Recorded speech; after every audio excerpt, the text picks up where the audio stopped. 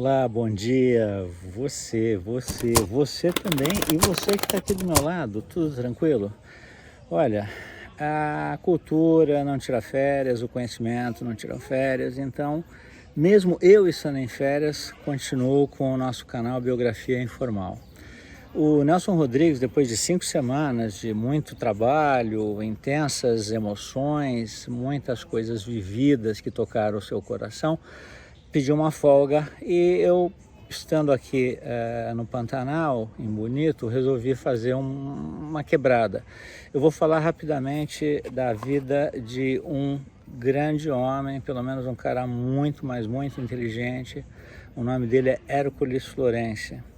Hércules Florence nasceu em Nice, na França, em 1804. Ele veio para o Brasil em 1823 para 24. Diz a lenda que ele desceu no Rio de Janeiro e ficou assombrado. Ele pegou um navio militar francês, se cadastrou como grumete, veio recebendo como pagamento a própria viagem até o Rio de Janeiro. Só que ele chegou no Rio de Janeiro, desceu e ele voltou correndo para o navio. Ele falou: que loucura, o pessoal aqui, judia dos negros, a cidade é suja, cheio de excremento pela rua, o que é isso? Eu quero voltar, tal. Mas aí não teve jeito, ele acabou ficando no Rio de Janeiro, se instalou na própria capital, foi trabalhar com um francês, um livreiro, e ficou lá trabalhando durante algum tempo, quando ele descobriu que o Barão von Langsdorff, que era o cônsul da Prússia na Alemanha, olha que bagunça, ele era o cônsul da Prússia na Alemanha, estava no Brasil fazendo uma expedição científica e ele estava precisando de um desenhista. O Hércules se apresentou, ele gostou muito dos trabalhos do Hércules, ele também gostou do fato de que o Hércules mexia com cartografia e o contratou.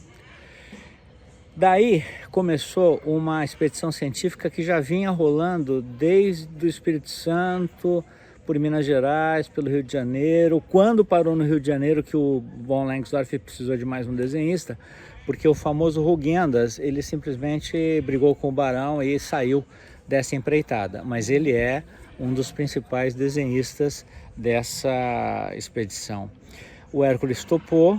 E a parte seguinte da expedição científica, ela começava em Porto Feliz, no interior do estado de São Paulo, seguiria até o rio Paraná, desceria à esquerda, subiria pelo Paraguai, ou é o rio Cuiabá? Enfim, eles chegariam até Corumbá, ficariam um tempo em Corumbá. Inclusive foi nessa parada que um dos desenhistas, Adrien Toné, morreu afogado, coitado, quis atravessar o rio Guaporé e morreu afogado. E dali a expedição seguiria em direção a Belém do Pará. Ocorre que nesse momento a expedição se dividiu em dois, um grupo foi pelo rio Tapajós, o outro foi pelo Tocantins, se não me engano. Mas chegando em Santarém, o que aconteceu? O Barão, o von Langsdorff, ele estava completamente maluco, completamente pirado, e estando pirado, ele não podia mais tomar conta da expedição, ele não sabia mais a diferença entre Jesus e Napoleão. Hércules Florence então tomou conta do pacote, continuou cuidando da expedição e achou por bem terminá-la em Belém. Ele, o grupo, parte do grupo que sobrou desde o começo, né? Começaram 38, 39 pessoas, naquela altura do campeonato eram mais 18, 17. Ele pegou esse grupo e depois de chegar até Belém, foram para o Rio de Janeiro. No Rio de Janeiro despacharam o Barão von Langsdorff para a Europa. O Barão morreu 25 anos depois, continuando completamente maluco. E o Hércules Florence se estabeleceu então definitivamente no Brasil. O que ele fez? Ele não ficou no Rio, ele voltou para o interior, voltou para Porto Feliz, reencontrou Maria Angélica, minha tetravó, porque o Hércules Florence, eu não falei, mas é o meu tetravô. Ele reencontrou Maria Angélica e casou-se com Maria Angélica. O pai, Francisco Álvares Machado e Vasconcelos, era muito rico. Ele acabou herdando, né? Ou falou: pode tomar conta, meu genro, pode tomar conta aqui das minhas terras em Campinas. E lá foi o Hércules tomando conta dessas terras campineiras e por lá permaneceu um bom tempo. E foi lá, em 1833, que ele fez a principal o principal fato de sua vida como cientista, ele simplesmente descobriu a fotografia. Assim, mal e porcamente. Ele montou o sistema de captação de imagem em câmera escura usando exatamente uma caixa escura mesmo, com uma lente de um lado, emanações de... Olha, tem galinhos aqui. Emanações de nitrato de prata, camadas de nitrato de prata, que fez com que isso simplesmente impregnasse e fosse ativado pela luz. Era sensível à luz. É isso aí, sensível à luz, a fotografia. Bem, então, a fixação de imagem em câmera escura. O que o Florence descobriu, conversando com um amigo boticário, farmacêutico, Joaquim Corrêa de Mello, eles começaram a trabalhar com o nitrato de prata, que tinha essa sensibilidade à luz. O nitrato de ouro também tinha.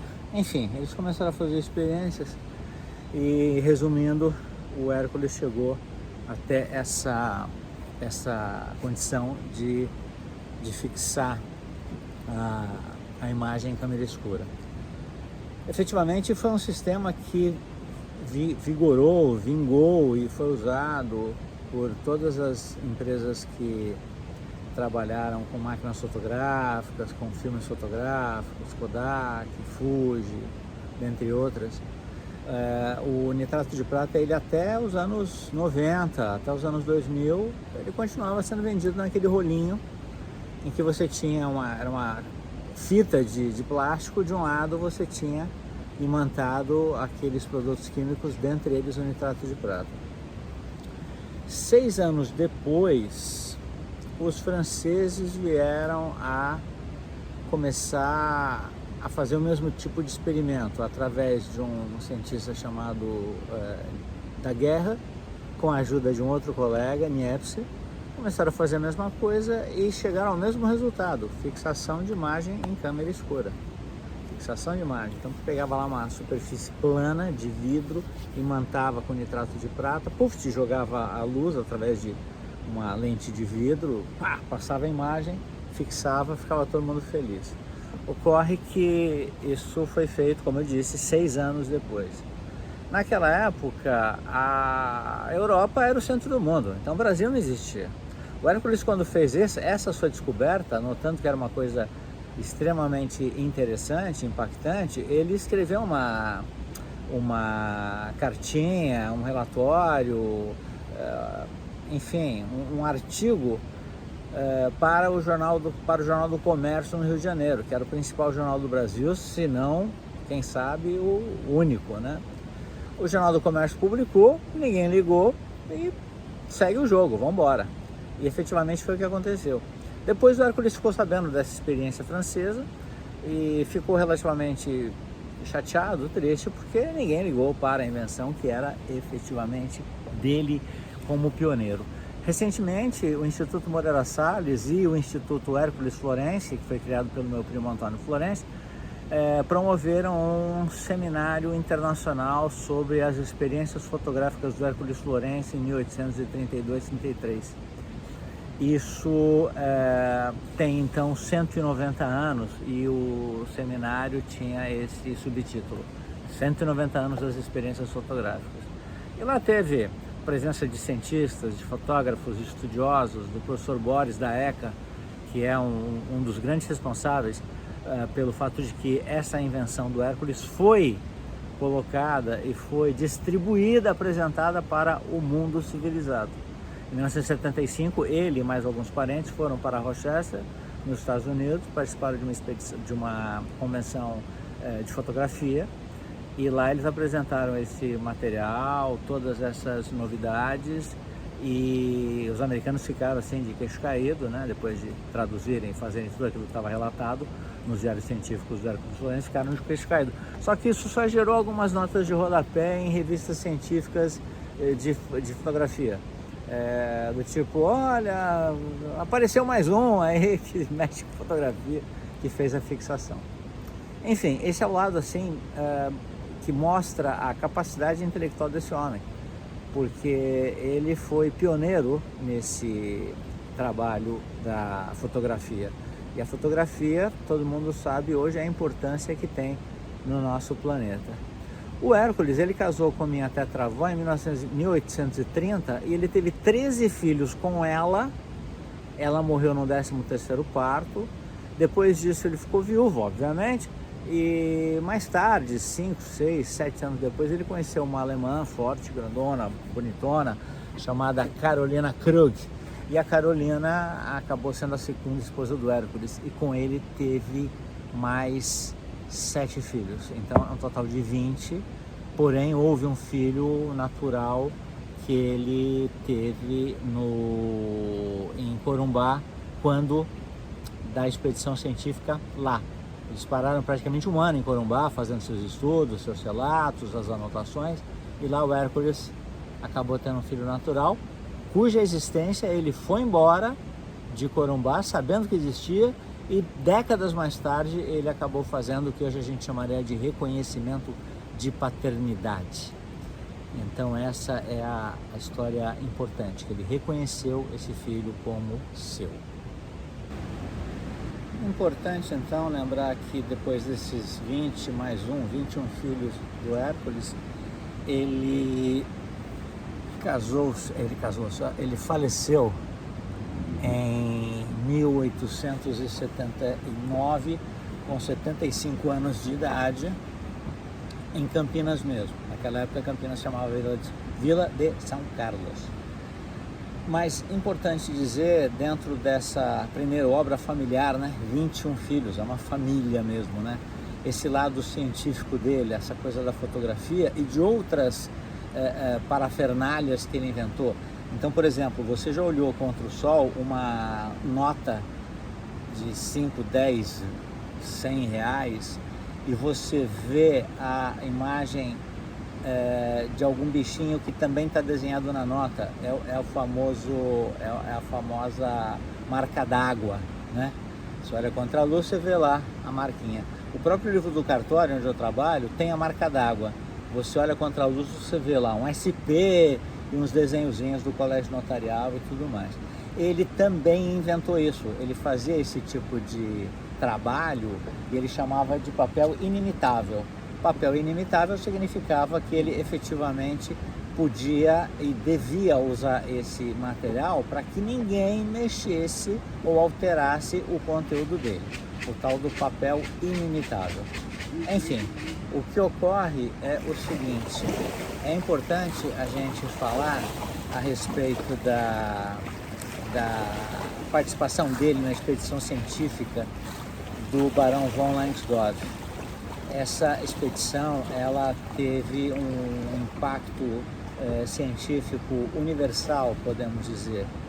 Quem programou, quem patrocinou essa expedição científica foi o czar Alexandre II da Prússia.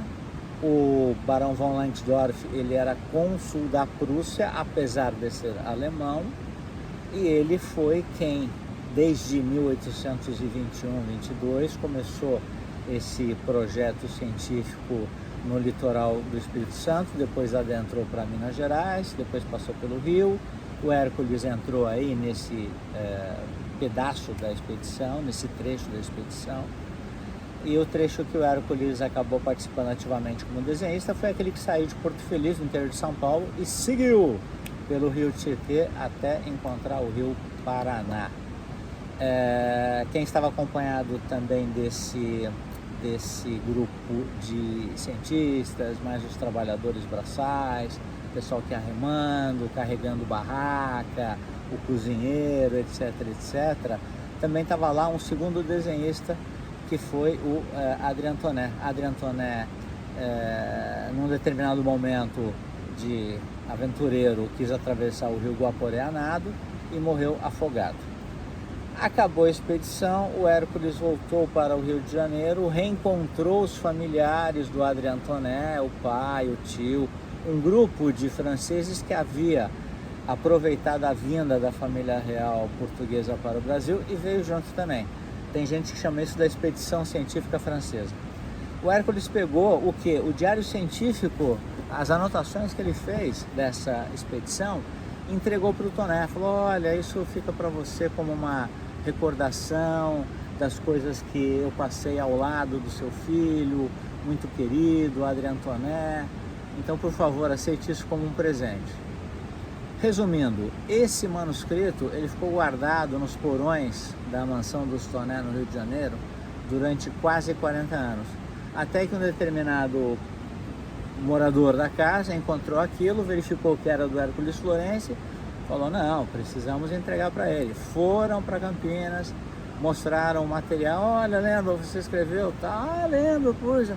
Então, você nos autoriza a traduzir e transcrever e publicar aqui no Brasil? O Hércules falou: lógico, sem problema nenhum.